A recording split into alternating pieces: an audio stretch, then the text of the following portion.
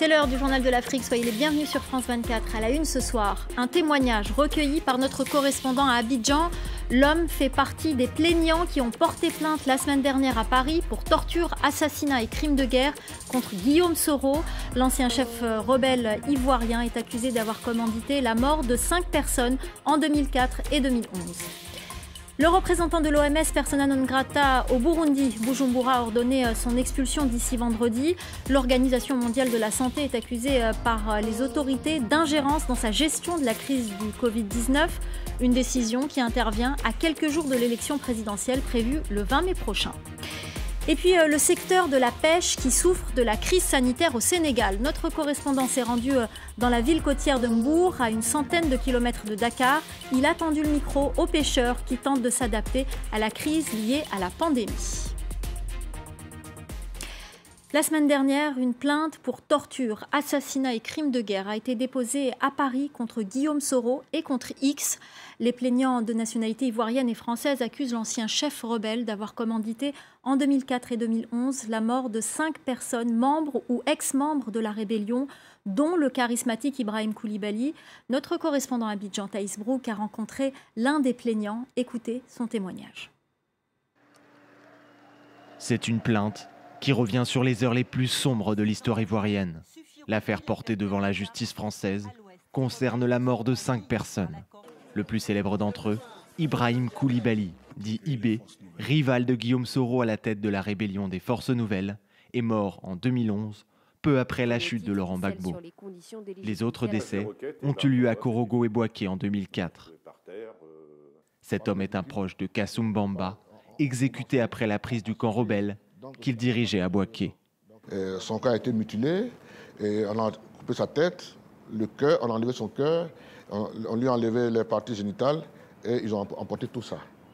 Donc il a eu vraiment une des morts les plus atroces. C'est pour ça que nous avons décidé aujourd'hui de poser plainte. Plus de 15 ans après les faits, il estime que le moment est propice pour faire la lumière sur ces meurtres. On ne pouvait pas le faire avant, parce que Soro il était Premier ministre. Après, il était le président du Parlement. Et aujourd'hui, comme il est hors du pays, il est en France, nous avons préféré porter plainte en France. Mais pour la défense de l'ex-chef rebelle, les accusations ne tiennent pas debout et visent à discréditer sa candidature à la présidentielle. Cette candidature dérange parce qu'elle est populaire. Et donc, sous des artifices judiciaires, on essaye de discréditer une candidature politique. Cette plainte s'inscrit dans une démarche et dans un calendrier politique. Toutes les accusations qui y figurent nous paraissent calomnieuses, inexactes et, on peut le dire, purement opportunistes. C'est la raison pour laquelle nous avons déposé plainte contre les plaignants du chef de dénonciation calomnieuse. Il n'y a pas encore eu de procès intenté contre la rébellion Forces Nouvelles. Les parties civiles attendent désormais de savoir si le parquet de Paris jugera leur plainte recevable. Et puis toujours en Côte d'Ivoire, sachez que les mesures de restriction pour faire face à la pandémie du coronavirus ont été levées à Abidjan. Le Conseil national de sécurité a décidé pour la capitale économique du pays la levée du couvre-feu, la réouverture des bars et restaurants, les discothèques et cinémas restent fermés, ainsi que les frontières. La reprise des écoles est, elle, prévue dès le 25 mai. L'état d'urgence sanitaire est maintenu. Ces restrictions avaient déjà été levées la semaine dernière dans le reste du pays. Les fidèles ont pu retourner prier dans les mosquées au Niger. Les autorités ont autorisé la réouverture des lieux de culte qui étaient fermés depuis plus d'un mois à cause du coronavirus. L'État a procédé à une vaste opération pour désinfecter ces lieux. Notre équipe s'est rendue dans quelques mosquées pour voir comment les mesures de distanciation sociale sont observées. Nos correspondants ont également recueilli les réactions des fidèles. Écoutez. Dans les mois du Ramadan, Allah nous a donné cette occasion. Les mosquées sont de retour parce que nous, les musulmans, c'est ce qu'on attend. Vous voyez, tout le monde est content. Donc, on pense qu'on va continuer à pratiquer, mais tout en observant les mesures d'hygiène dont l'État a vraiment souhaité qu'on fasse. Le représentant de l'OMS au Burundi sera expulsé d'ici vendredi. Une décision de Bujumbura qui accuse l'Organisation mondiale de la santé d'ingérence dans sa gestion de la crise du coronavirus. un ordre d'expulsion qui intervient en pleine campagne électorale, alors qu'aucune mesure barrière n'est prise lors des meetings. Un triple scrutin législatif, communal et présidentiel se tiendra mercredi prochain. Laurent Berstécher. Surprise par l'annonce de l'expulsion de son équipe, l'Organisation mondiale de la santé demande des explications au Burundi. We are in communication with the government of Burundi to clarify and understand the reasoning behind this decision they have taken. And we are in the meantime then working with the UN system in the country to organize the departure of our staff. Les autorités burundaises avaient déjà tenté d'expulser les représentants de l'OMS en avril, dénonçant l'ingérence de l'organisation dans leur gestion du coronavirus. Elles avaient finalement renoncé avant de revenir à la charge cette semaine et de déclarer 4 experts de l'OMS persona non grata sans donner d'explication. Une décision vivement critiquée, notamment par l'Union africaine et les Nations unies, et qui intervient à quelques jours seulement des élections présidentielles maintenues par les autorités malgré la crise sanitaire. Officiellement, le Burundi, l'un des rares pays de la région à n'avoir appliqué aucune mesure de confinement, n'a recensé que 27 cas de Covid-19. Mais certains médecins accusent les autorités de dissimuler le nombre réel d'infections afin de minimiser l'ampleur de l'épidémie. Au Cameroun, le ministre de la Santé a ordonné la fermeture de la plus grande clinique de Douala pour facturation illégale du traitement du Covid-19, alors qu'il est censé être gratuit. Des accusations rejetées par les responsables de la clinique. Un sitting était prévu devant l'établissement par les médecins du secteur privé, mais il n'a finalement pas eu lieu à cause d'un déploiement important des forces de l'ordre. La correspondance à Yaoundé de Marcel Amoko.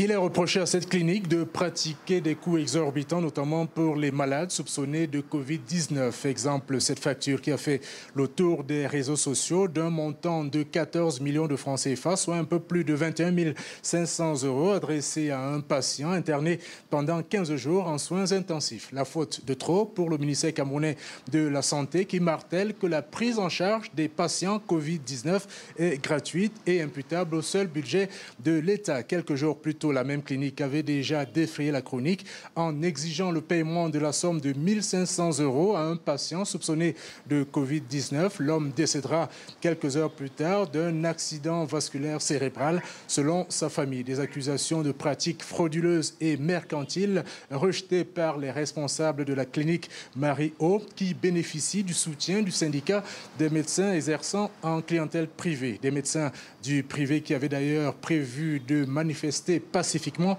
contre ce qu'ils considèrent comme étant une décision arbitraire, mais devant la forte mobilisation des forces de l'ordre, l'idée a très vite été abandonnée. On vous parlait en début de semaine des conséquences de la crise sanitaire sur l'économie sénégalaise avec l'exemple du tourisme. On va vous parler aujourd'hui du secteur de la pêche en grande difficulté. Il représente 2% du PIB, mais l'activité des pêcheurs a été réduite notamment à cause du couvre-feu. Dans la ville côtière de Mbour, à une centaine de kilomètres de Dakar, notre correspondant Eliman Dao a pu rencontrer des pêcheurs qui tentent de s'adapter. Beaucoup de monde au quai de pêche de Mbour. Les pêcheurs poursuivent leurs activités comme si de rien n'était. Mais le retour des pirogues, le déchargement des bateaux est beaucoup moins fréquent ces derniers jours. L'activité est réduite à quelques heures durant la journée. Le quai de pêche, dès 15 heures, est fermé et ce, en raison du couvre-feu. Des horaires réduits qui causent de lourdes pertes pour ce pêcheur. On l'écoute. Bu fekkee da nga doon am ay 6 000 7 000 8 000 ba 10 000 léegi pour nga am 1 000 francs sa problème la waaw ay 600 700 ay téeméer ngay naan te xam nga loolu yorul borom kër te borom kër nga war a doon responsable xam nga dépasse yëpp tegu sa loxo. Du côté de la transformation du poisson ici, le même constat. Il y a moins de poissons et donc moins de revenus. Les exportations de produits de la pêche, qui représentent 16% des marchandises qui partent à l'étranger, sont au point mort car les frontières sont fermées. Ce représentant des pêcheurs demande de l'aide. Aujourd'hui, on est tellement impacté. Donc, on fait partie des premiers pêcheurs, des premiers gens comme le transport, comme l'hôtellerie, etc., qu'on doit aider. Le président Macky Sall a décidé de mobiliser un fonds d'urgence pour l'économie, 1000 milliards de francs CFA, 1,5 milliard d'euros. Mais rien ne dit encore pour le moment si le secteur de la pêche pourra en bénéficier. Au Maroc, le confinement total est encore en vigueur jusqu'au 20 mai. Dans la région centrale de Sousse, des tensions éclatent entre les populations berbères et des bergers nomades à cause du surpâturage mené pendant le confinement. Décryptage de Fatma Ben Hamad de la rédaction des Observateurs. Dans les montagnes de l'Atlas au Maroc, le confinement dû au Covid-19 a eu des conséquences inattendues. Des troupeaux de moutons pâturent les vergers des villageois, amandiers, figuiers et les fameux arganiers. Et des dromadaires envahissent les villages. Ces bêtes appartiennent à des bergers nomades venant de régions voisines. Selon les villageois amazirs, ces bergers profitent du confinement pour laisser leurs bêtes ravager les champs. الرعاة الرحل يأتون في أغلبهم من المناطق الصحراوية المجاورة لجهة سوس. ها واحد الولد صغير هي واحد الولد صغير. هما بالعاني جاو وسط اللوز ديال الناس. يحدث هذا في الوقت تظل فيه السلطات الأمنية الإقليمية والمحلية متفرجة دون أن تتحرك ولا تتدخل إلا عندما يتحرك المواطنون للدفاع عن ممتلكاتهم ومزروعاتهم. تشمل أشجار الأرغان وأشجار اللوز وجميع المغروسات القابلة للرعي. تتسم سلوكات أولئك الرعاة باستعمال العنف ضد المواطنين الذين يحاولون الدفاع عن ممتلكاتهم، استعمال إجارة، المقلاع، الهراوات، السب والألفاظ العنصرية.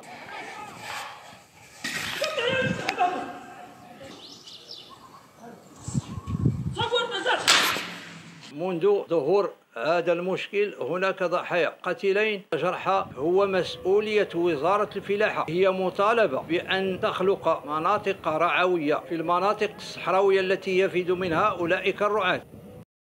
Voilà, c'est la fin du journal de l'Afrique. Restez avec nous, l'info continue sur France 24.